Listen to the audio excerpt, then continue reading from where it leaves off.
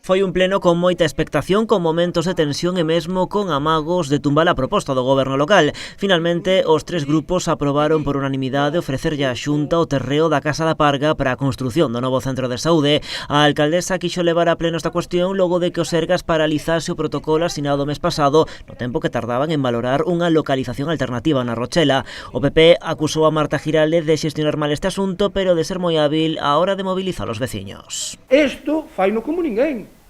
Mobilizar a xente, mover a xente. Debemos de dar exemplo a todo o mundo e non solamente mobilizar os paisanos cando nos interesa, engañalos porque é unha mentira absolutamente todo. Esta intervención de José Luis Pérez non gustou ao centro de veciños que ateigaba o concello, tampouco a alcaldesa. Pero que non vou a permitirlle que falte o respeto a xente que está hoxe aquí, porque eu non mobilicei a ningún paisano, a xente que está aquí non é tonta, a xente que está aquí leo os medios de comunicación e a xente con total voluntad, se quere pode vir e se non pode vernos desde casa ou non interesarlle o tema.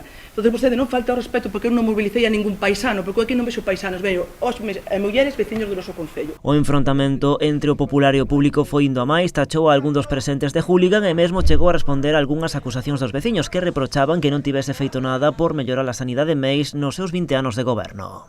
Me parece moi ben que estedes aquí, dimos as gracias por vir, eu non vos van de ir vir, se ora non vos gusta o que os coitades, o sinto moito, pero eu teño que falar para que a xente se entere. A alcaldesa aproveitou a oportunidade contrapoñendo o feito polo seu equipo neste mandato fronte á etapa do PP. En un ano chegamos a ofertar ata 7 parcelas. Creo que non está nada mal para ser un ano, Marta Giraldez, un ano, 7 fincas, José Luis, 20 anos e outros 20 como concelleiro, 0. O BNG, pola súa banda, asegurou estar de acordo en construir o ambulatorio tanto na parcela da Rochela como na da Parga. O seu voceiro tentou darlle ao tema unha nova volta de torca, propoñendo a convocatoria dunha consulta popular que decidise a localización final.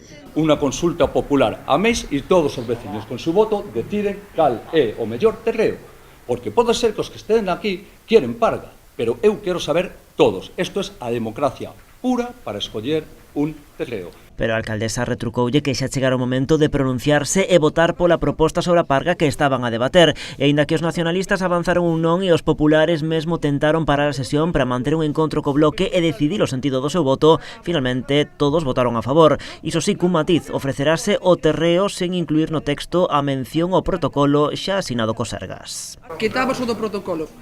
Perfecto. Os votos a favor da proposta.